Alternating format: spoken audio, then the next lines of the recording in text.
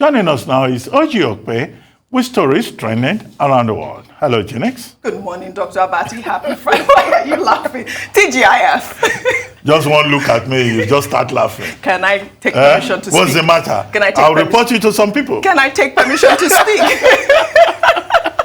Good morning. I'm just like, Happy Friday to you. No, we are not in Malaysia. You are free to talk. Thank you so much. Yeah. Well, all right. Good morning to you, viewers. Here are some of the stories that are trending across the globe. In the United States, a New York judge on Thursday ruled that former President Donald Trump must answer questions under oath in a civil investigation into his business practices. The judge also ordered Trump and his two eldest children, Ivanka and Donald Trump Jr., to comply with subpoenas issued in December by New York Attorney General Letitia James.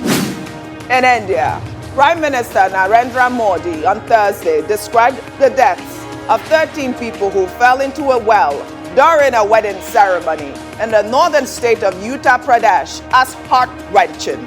The victims, who were all women and children, were sitting on a metal slab covering the well when it collapsed under their weight.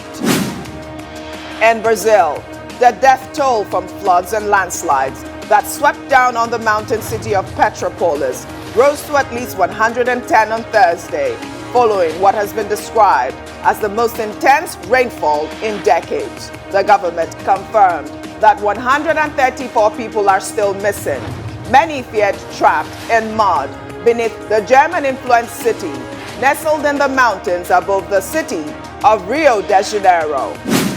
Under sports, after a week of outrage following a failed drug test, 15-year-old Russian figure skater Kamila Valieva left the ice in tears as her controversial Olympics came to a distressing end. Valieva finished in fourth place with a total score of 224.09. Her compatriot Anna Shebrakova won the gold medal, while fellow Russian Alexandra Trusova secured the silver medal, and Japan's Kaori Sakamoto took home the bronze medal. Finally, under entertainment, Showtime has released the first trailer for the upcoming anthology series, The First Lady, which follows presidential couples throughout American history. The Obamas, the Fords, and the Roosevelts are among those portrayed in the series. Actress Michelle Pfeiffer takes on the role of Betty Ford. Gillian Anderson plays Eleanor Roosevelt, while Academy Award winner Viola Davis transforms into former First Lady Michelle Obama. Well, let's begin what's trending. The embattled Deputy Commissioner of Police, Abba Kyari, remains the top trend on social media. On Thursday, the Police Service Commission suspended an Assistant Commissioner of Police, Sunday Ubua, and an Assistant Superintendent of Police, James Bawa, who both worked under Kyari in the intelligence response team in the Nigerian police force. The men were alleged to be involved in the current cocaine seizure and transferred to the National Drug Law Enforcement Agency. Their suspension is said to have become effective from Monday, February 14th. Well, in the meantime, a report by the Daily Trust quotes Abba Kyari as saying that members of the Indigenous People of Biafra and the Eastern Security Network are behind his travails. The disgraced Deputy Police Commissioner reportedly made the claim when he appeared before a probe panel led by the Deputy Inspector General of Police, Joseph Ebunike, at the force headquarters in Abuja. Kyari claimed that the group orchestrated a smear campaign against him on social media because of the onslaught launched against them in the Southeast. I thought I've heard everything, but this one was quite hilarious. IPOB and the ESN orchestrated a smear campaign against you. We've heard so many other people talk about how, their issues come to the limelight, but this one is strange to me. I mean, did IPOB tell him to hop in a car and allegedly plan a drug deal? I'm quite baffled. But what, for me, the subtext there is that there's something quite sinister afoot. We all know, since we're black people, how black people are often suspects, how we're looked at with suspicion. And now this is becoming an emergent trend for Igbo people. You referred to that article recently, and I went and read it by Donu Kogbara about Ibophobia. Ibophobia.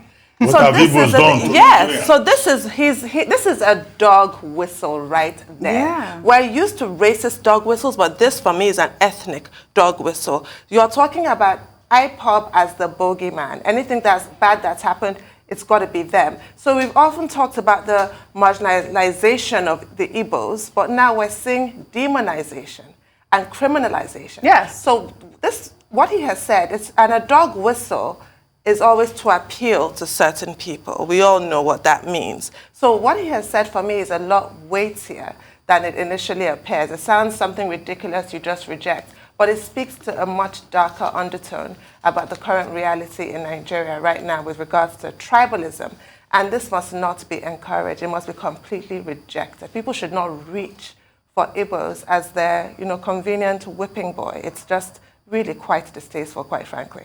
And with regards to the officers who were suspended, I don't know, I really would urge the police to maybe have a look at their rules, because what does it take to be summarily dismissed from the police force? I really want to know. Because we know that Abba Kyari was on suspension and he was still, making deals all over the place. Suspension doesn't seem to really do much, but I guess we all have to be patient. They've been suspended pending further action, which includes criminal prosecution.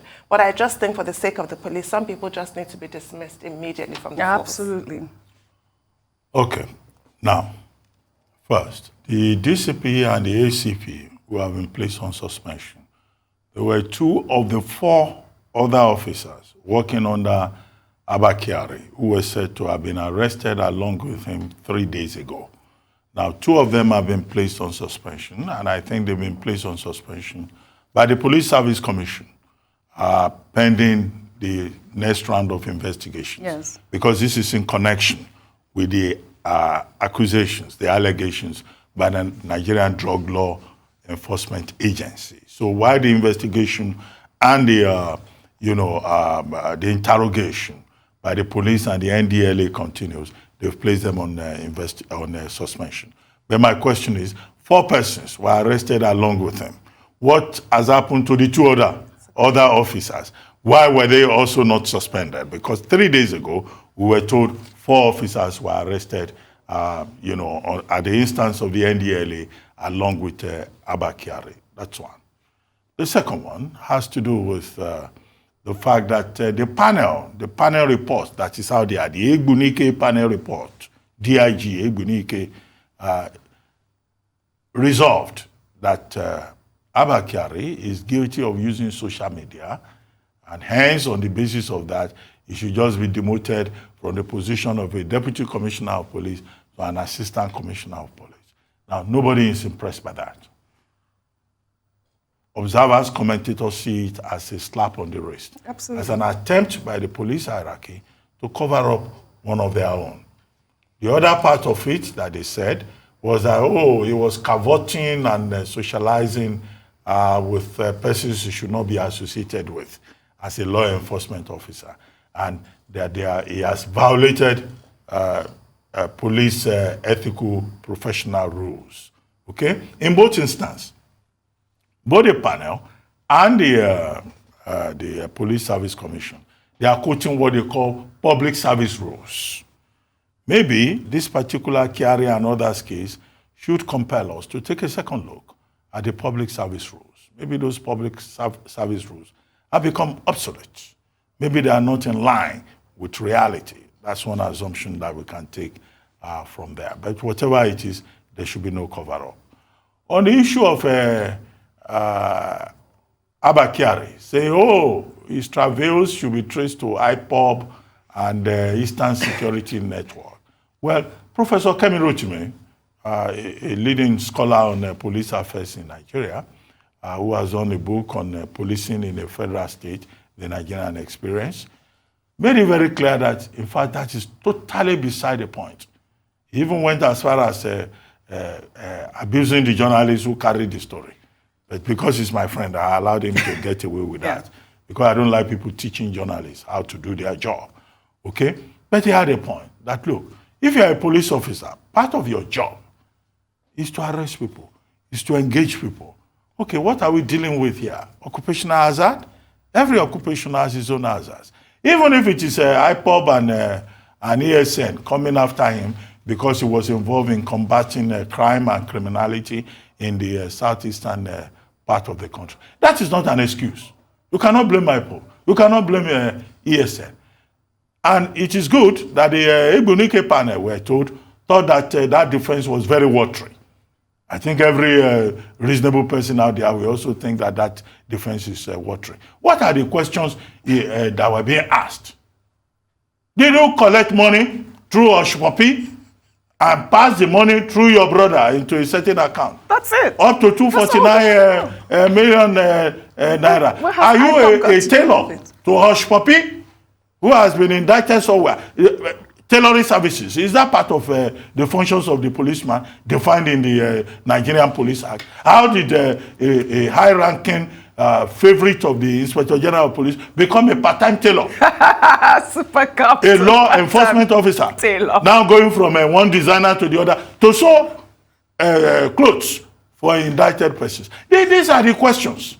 How did you end up in a nightclub dancing to Obamamba? Or what is that? You want to bam bam? Yeah. These are the issues, you know, on the table. But the man says it's IPOB, which is a very typical thing in Nigeria. People Very always unfair. play the ethnic game. Very unfair. A man will misbehave. You say, oh, they are victimizing me because I'm from a certain part of the country. No, we should focus on the issues, and we don't want to hear that it is IPOB. Is it IPOB that collected money on his behalf? Is it IPOB that introduced him to Oshwapi? Oshwapi is not an Igbo man. Oshwapi, Ramon Abbas, he's a Yoruba man. So why is he talking about IPOB? Dr. Good night. So I think, you know, as the story develops, we should resist the attempt. Absolutely. You know, to play the ethnic game, which is the usual card that Nigerians play. Nobody is convicting him on television. You know, he should have his day in court. He should be treated fairly. Due process must be followed. If at the end of the day, he comes out of it clean, yes, fine. That will be his right. But to come and start playing the ethnic card so early, no. Well said, Dr. Bati. Which I think another story.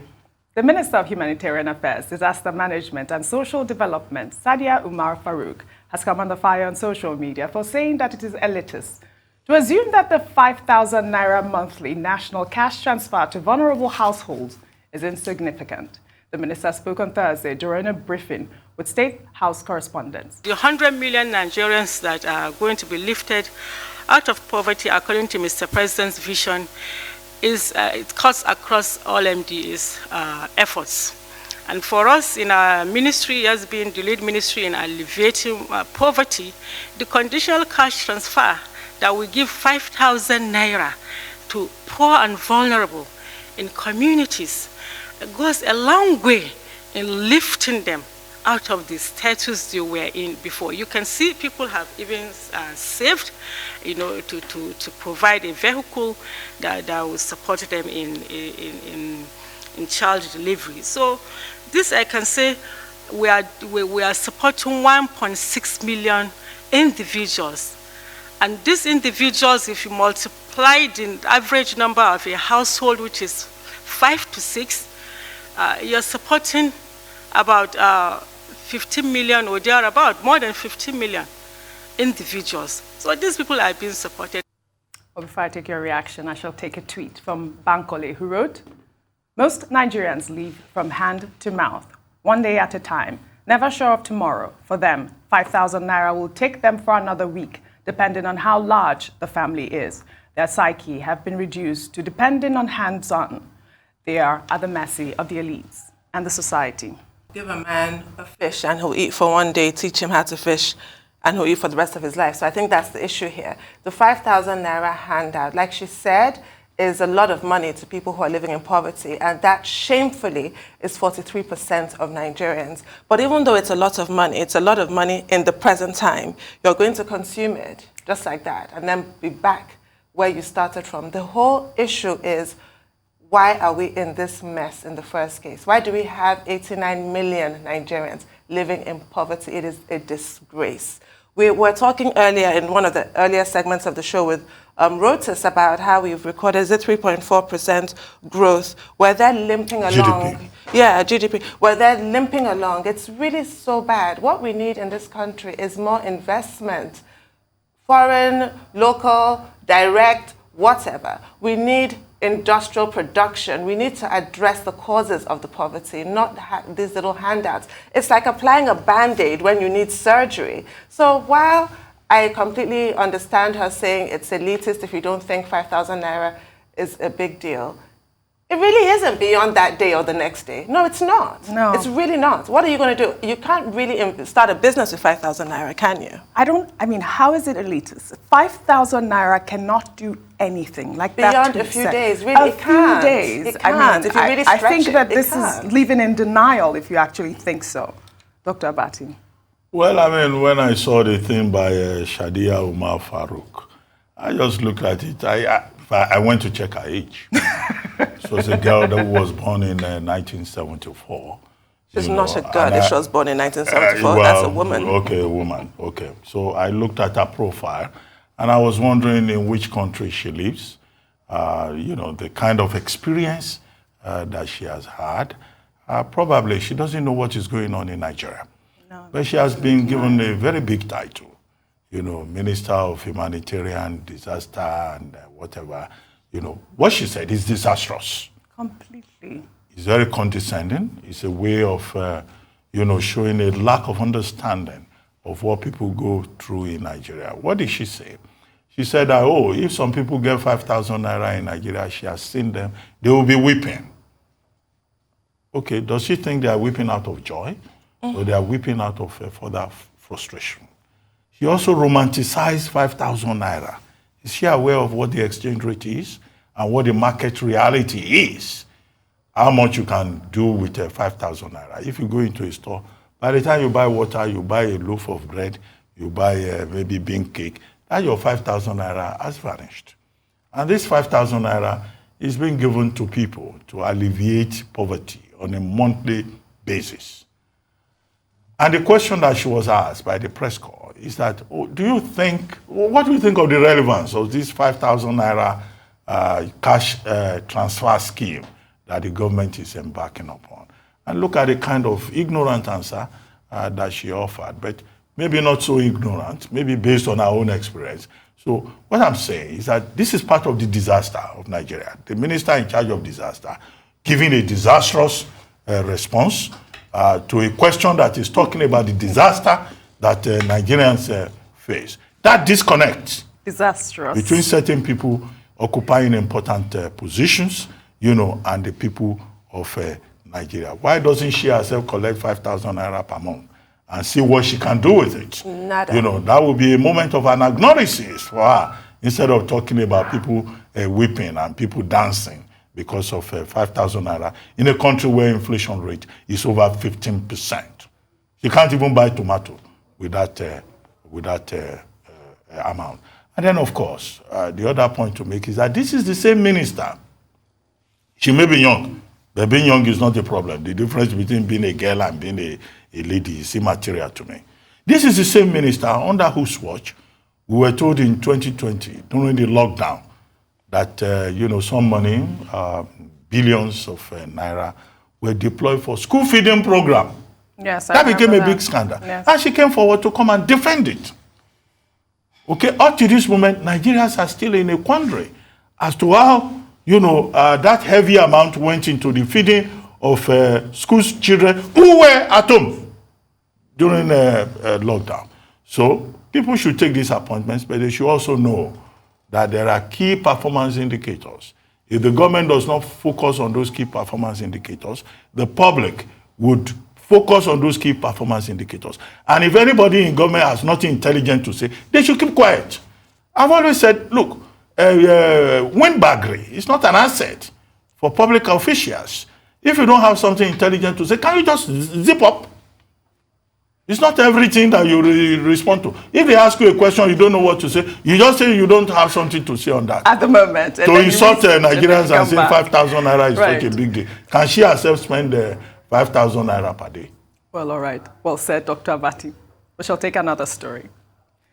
Nonye Josephine Ezeanyaeche, a 102-year-old woman who is also referred to as the living legend or Mama Africa, has declared her intention to contest in the 2023 presidential election.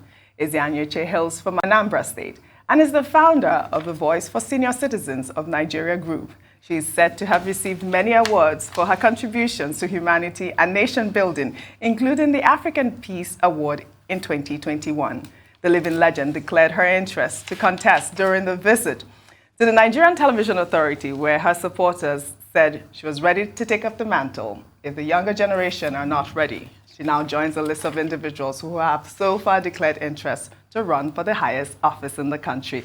Can I clap for this woman? I don't know what else to say, but really, go Mama Africa. I heard you guys talk about it earlier this morning. I heard you, Dr. Abati, refer to her this morning, based on the front page of this day newspaper. But I don't know what you think about that. I mean, why are they encouraging her at this point? I don't think, I hope. Yes. That it's not a serious bid. I mean, surely not. No, surely not. What I take from her bid is that she's thrown down the gauntlet to the youth. It's supposed to encourage the youth to come out, because what she has said is, since you won't do it, I will do it. This, I imagine, is to then spur people to come forth. Because so far, this morning, we're talking on the news headlines segment about the people who are contending so far. We have Chukwuka Monye and Khadija Okunu Lamidi holding up the fort for the youth of Nigeria. We need more. I think that's what she's trying to say. But I just feel that all of us wish we could look this good and be corpus mentis at 102. Do you know, that's the first thing I thought. She is when I saw her, I was amazing. Like, wow. She's so amazing. 102. She can and I just feel like she continues to serve her country. Even in this, she's creating this conversation, this buzz. She wants more people to come forth. She's clearly not satisfied with the way Nigeria is going. And we owe it to people like Mama Africa to show them how we can restore this country. They met Nigeria, obviously, in 1960, when the British, I wanted to use a rude word, when they left. Let me just put it. Don't blame the outsider. No, I won't. When the British departed from these shores, I'll just say that. They met a much better Nigeria, and we have run it into the ground. Yeah. So I hope we do reverse it in her lifetime. I think she's great. Absolutely. Dr. Vati. Okay, I think Mama Africa's, throwing her heart into the ring is symbolic. It's a very strong reminder of how Nigeria has failed with its leadership recruitment process. That, an old woman of 102 will wake up, go to NTA, the government channel. Mm-hmm. She went to the appropriate place because she wants the news to be noticed by everybody. Yes. You're right? After all, this is the government channel. And she's in a way also sending a message across that this country is not functioning. That the people who are running this country, they are not serious, according to her. And that the future is something we must preserve. Our spokesperson, Mrs. Uche, said that, look, if the younger generations are not ready to move this country forward, then she will come up. Absolutely. And provide that leadership. So it's a wake-up call, invariably, for the younger generations in Nigeria. But if she's really very serious about it, there's nothing wrong with it, because there's nothing in the Constitution that says an octogenarian cannot lead the country. There's no cap. There's no cap on the age of qualification. But given the fact, that the example that she represents, she's challenging all of us, men and women, including you, Tunu, including you, Ujinika, and my good self. And your very good self, yes, Dr. Ruben Abati. You younger people, our children, our great-grandchildren, step forward and help this country. Yes. And if you cannot do it, we, your grandmothers, your great-grandmothers, we will try to help you. So I hope people will get that. And the interesting thing for me is that she already has a manifesto. She's amazing. If you have been in politics, you'll be surprised. Most people who go into politics, they have no manifesto.